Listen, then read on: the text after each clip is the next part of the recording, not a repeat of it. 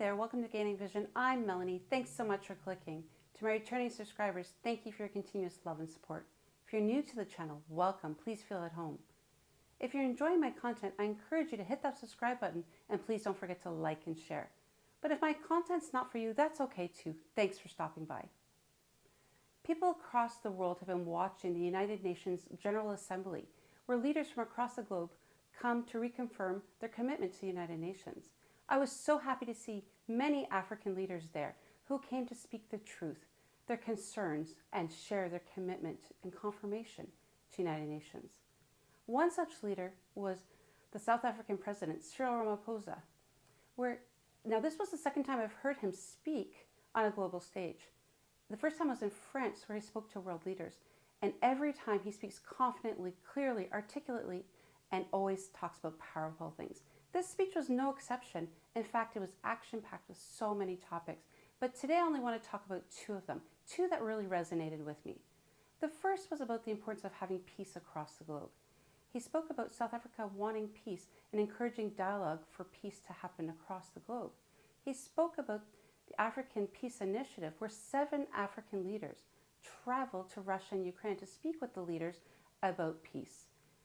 They had dialogue and encouraged a vote of confidence for them to show that they were making progress. And in fact, the president of Ukraine shared with the president of South Africa that progress has been made since their visit. As we engaged with the parties in this conflict as African leaders, one of the issues we raised was that there should be confidence-building measures that could create a sense of conflict towards the resolution of this conflict. In this regard, we said issues such as the return of the children who were removed from Ukraine should be returned. We also said that the prisoners of war should be exchanged between the two countries. I've just held a meeting with President Zelensky, who says that in part some of our efforts are bearing fruit as their children are now being returned and the prisoners are also being exchanged. But then we said we need to see this happening on a much faster pace. The president of South Africa shared his concern that the world leaders could easily spend trillions of dollars on war, but yet can't make the bare minimum payments they've committed to for the basics: food, education, women, and healthcare. It is a grave indictment on this international community that we can spend so much money on war. And in fact, trillions are being spent on war, but we cannot support action that needs to be taken to meet the basic needs of billions of people in the world, needs such as addressing hunger, health, empowering women, and making sure that there is development in countries that are vulnerable. He also talked about conflict resolution and peace in other parts of the world, including Africa and Palestine. He asked the global leaders to come together and stay firm to their commitment to the United Nations Peace Treaty to make sure that the funds they committed are there and ready to help create peace across the globe.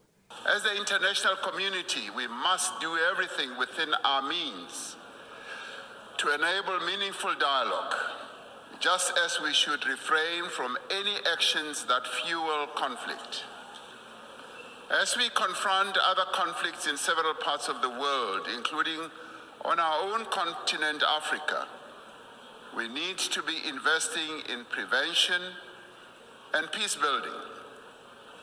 We support the call by the UN Secretary General in the new Agenda for Peace for member states to provide more sustainable and predictable financing for peace-building efforts. He also spoke about the importance of lifting sanctions in Cuba and in Zimbabwe, as they are impacting the people in the country and the countries surrounding them. Take a listen. South Africa continues to call for the lifting of the economic embargo that was imposed 60 years ago against Cuba, an embargo that has caused untold damage to the country's economy and the people of Cuba as well. The sanctions that are also being applied against South Africa's neighbor, Zimbabwe, should also be lifted as they are imposing untold suffering on ordinary Zimbabweans, but also have a collateral negative impact on neighboring countries as well, such as my own country, South Africa.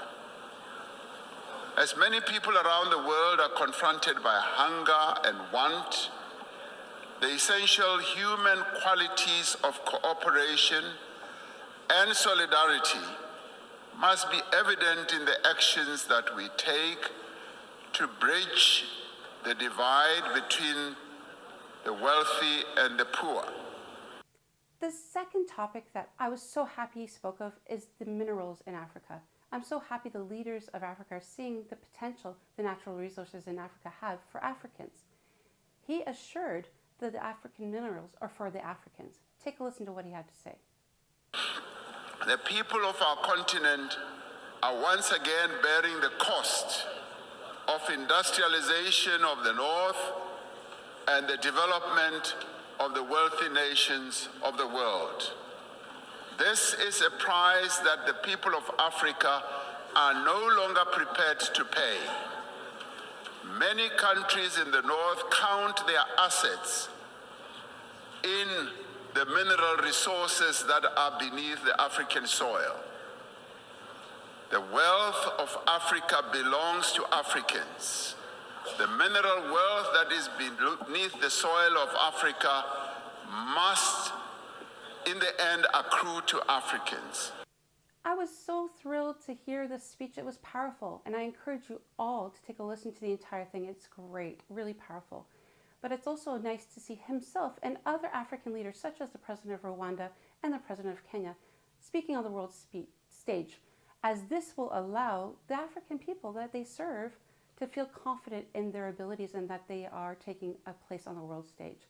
With this, more African leaders stepping forward, and the BRICS, I think that definitely African leaders are making ways to represent the developing South, and that they will play a vital role in the United Nations for years to come. Love to hear your thoughts and ideas and insight on this particular speech and on the United Nations General Assembly as well. Drop them in the comments, and please don't forget to hit that notification button. Until next time, we'll see you later. Bye!